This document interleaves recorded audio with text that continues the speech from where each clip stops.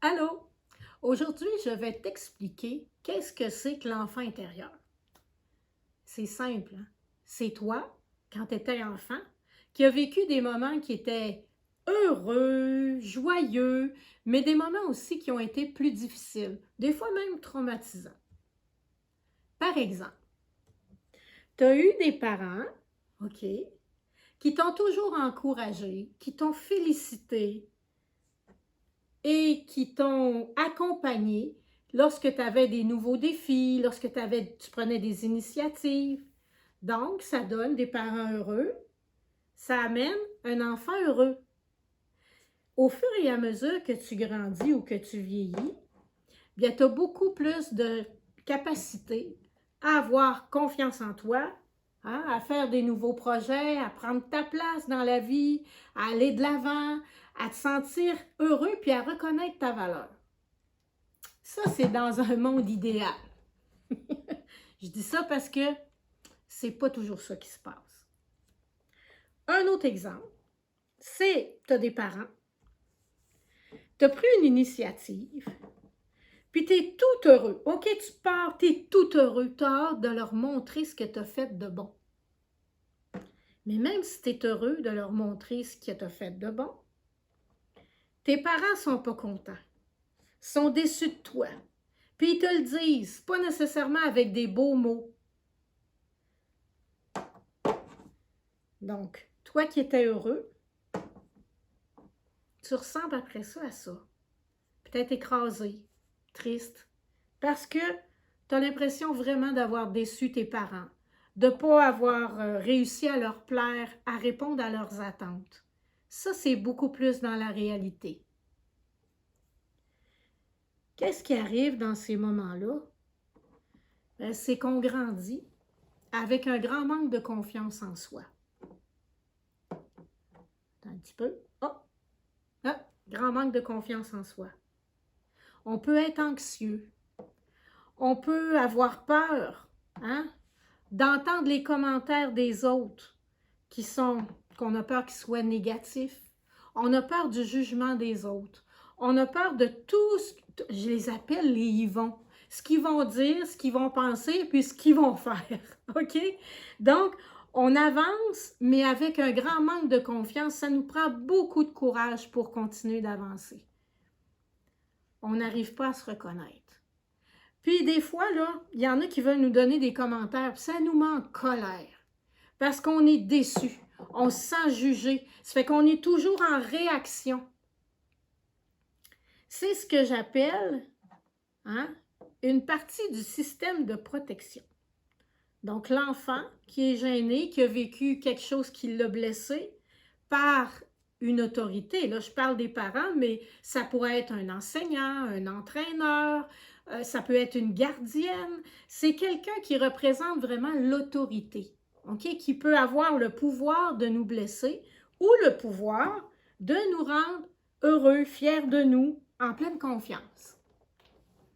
Donc, notre système de protection commence à s'installer très tôt. Ça veut dire que on va être très mal à l'aise de montrer qu'est-ce qu'on a fait, de quoi on est capable. On a toujours peur du jugement des autres. Ça fait qu'on est plutôt renfermé. Ou encore, on est très, très brillant comme enfant. On devient le justicier. Celui ou celle qui va encourager les autres, ce qu'on n'a pas reçu, qui va savoir reconnaître le travail des autres, qui va vraiment être la personne qui encourage les autres à devenir vraiment plus forts, à se faire confiance, à aller de l'avant. Et ça me fait tellement penser à moi. Oh! Mais c'est comme ça que ça se construit, un système de protection. Et lorsqu'on devient adulte, plus on grandit, puis même assez jeune, ça pourrait être, par exemple, quand les études avancent, l'entrée au cégep, l'université, on peut souffrir de performance, hein? Perfectionnisme, performance, on s'en demande beaucoup, on est très exigeant envers soi-même. On ne sera jamais satisfait de ce qu'on fait, il y a toujours place à l'amélioration. Pour nous, c'est comme impossible quasiment d'avoir quelque chose où on va se sentir vraiment satisfait. On va pouvoir le dire avec notre tête, mais on ne se sentira pas satisfait. Une autre chose dans notre système de protection, on va être beaucoup dans notre tête parce qu'on va entendre régulièrement les phrases qu'on a entendues. On va souvent entendre, même que ces phrases-là nous empêchent d'entendre les compliments positifs ou constructifs à notre égard. On les tasse de côté. On va dire « Ah, mais c'est grâce à un tel. Ah, mais c'est facile. » Parce qu'on n'est pas capable de reconnaître même les forces qu'on a, même les dons qu'on peut porter aussi puis qu'on peut avoir. Donc, c'est tout ça une partie de notre système de protection. On grandit, puis là, on met de l'avant le plus d'efforts possible. Quand on fait beaucoup d'efforts, on est toujours dans le faire, non pas dans l'être. C'est comme si que le fait que nos parents n'aient pas reconnu qui on était puis nos forces, ben nous-mêmes, en vieillissant, on n'est pas capable de se reconnaître. On n'est pas capable d'être nous-mêmes parce qu'on n'osera pas exprimer nos déceptions, on n'osera pas exprimer notre idée. Encore beaucoup moins exprimer ce qu'on pense ou ça va être très difficile pour nous. Surtout si nos parents ne nous ont pas laissé exprimer ce qu'on avait à dire, démontrer les efforts qu'on avait faits, s'ils n'ont pas reconnu la partie qui était bonne puis la partie à corriger. Donc, tout ça vient vraiment créer à l'intérieur de l'enfant, hein, de l'enfant qu'on a été ou de nos enfants, ben ces blessures-là. Ça peut arriver aussi qu'on se renferme, beaucoup. Puis qu'on pète des plombs quand quelqu'un nous arrive avec un commentaire ou qui veut nous donner son opinion sur ce qu'on a fait. Ben, je vous le dis, c'est moi qui l'ai fait tout ça aussi. Ça, j'ai eu beaucoup de difficultés à entendre mon conjoint qui voulait me donner son idée, mon conjoint qui regarde mon travail puis qui dit tout de suite ce qui n'est pas correct au lieu de reconnaître ce que j'ai fait de bon. Donc, ça a une influence vraiment sur nos relations, sur notre vie au travail, notre vie de couple, notre vie familiale aussi. Donc, ça vient vraiment influencer tout ce qu'on a comme vie en soi, mais aussi autour de nous. Donc, l'enfant intérieur, c'est ça. Mais comment on peut faire maintenant pour travailler à se construire, puis à ouvrir ce système de protection-là pour arriver à se reconnaître, pour arriver à reconnaître notre valeur, pour arriver à se trouver bon, puis à le ressentir vraiment, au lieu de juste le dire dans notre tête. Bien, d'abord, c'est d'aller identifier ce système de protection-là, de pouvoir mieux le connaître. Comment je réagis en face d'une telle situation? Par exemple, hier, je donnais une formation, puis j'ai employé le mot « évaluation ». Imaginez l'enfant qui a été critiqué, hein, que ce soit pour des choses scolaires, que ce soit pour d'autres choses, qui entend le mot « évaluation » ou qui sait qu'il va aller passer une entrevue. Quelqu'un qui va aller, par exemple, le patron le demande pour le voir, à quel point il peut ressentir de la pression, de l'anxiété, des maux physiques, parce que plus on avance, plus on fait d'efforts. Plus on fait d'efforts, moins on est conscient des forces de notre corps. Donc, on s'enligne vers quoi? Peut-être des dépressions, des burn-out, des maux physiques à l'extrême, des maux d'épaule, des maux dans notre cou, des maux de gorge, être pris ici, là, avoir comme une grosse boule. Là, on parle beaucoup d'anxiété. Donc, tout ça, le stress, la pression qu'on se met, et la pression qu'on ressent autour de nous. Des fois, les attentes qu'on imagine que les autres peuvent avoir à notre sujet, peuvent avoir envers nous. Donc, c'est tout ça qui est là, présent. Je vous dirais que pour avancer, ce que j'ai fait, ben c'est un peu ce que vous pouvez découvrir quand vous écoutez le vidéo où je me présente. Donc, qu'est-ce que j'ai fait, moi? C'est quoi les outils que j'ai utilisés?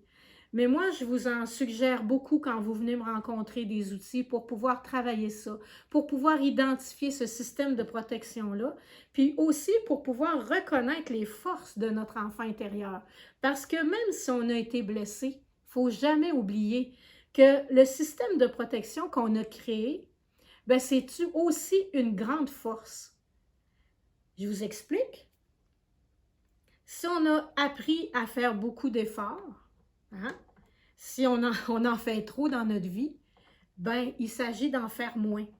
Mais des efforts pour nous, n'en faire, ça devient facile. Si on avait de la difficulté avec les commentaires des autres, mais par contre qu'on fait souvent des commentaires pour encourager les autres, mais des fois qu'on en fait trop, et encore une fois, on apprend à faire des commentaires constructifs, positifs, mais aussi à en garder pour soi, à se reconnaître. Si on a peur du jugement des autres, bien souvent, on va être des gens qui vont être super généreux, qui vont être à l'écoute des besoins des autres. N'oubliez jamais ça. Et lorsqu'on est à l'écoute des besoins des autres, bien souvent, on s'en va dans du travail ou dans des... voyons, je perds le mot, des jobs. C'est pas le bon mot, là, mais je vais dire ça, OK? Où est-ce qu'on va justement aider les autres? C'est parce que c'est comme ça qu'on se valorise. On veut accompagner, permettre à l'autre d'aller de l'avant, permettre à l'autre d'aller plus loin, permettre à l'autre de se faire confiance. Bien, là encore, il faut apprendre à en faire un peu moins pour les autres, puis déverser le surplus pour nous, pour pouvoir le faire. Donc, prendre conscience de tout ça, de mettre en action une belle liste des forces qu'on a développées, et aussi une belle liste des résistances, de notre mode de protection et tout ça, pour vraiment l'avoir en face de nous, pour comprendre nos fonctionnements, comprendre nos réactions. C'est à partir de là où on a beaucoup plus de pouvoir sur soi. Comment on peut faire aussi pour rassurer notre enfant qui est intérieur? Quand on a peur, c'est pas toi l'adulte qui a peur, mais c'est ton enfant à l'intérieur. Donc, comment on peut faire maintenant pour le rassurer, cet enfant-là? Comment on peut lui permettre d'avoir confiance en nous, l'adulte, pour aller un peu plus loin? C'est toutes des choses, des outils que je vous transmets au fur et à mesure que vous cheminez, puis que vous venez me rencontrer. Donc, j'espère que cette vidéo a su vous permettre de mieux comprendre c'est quoi l'enfant intérieur. Donc, à la prochaine!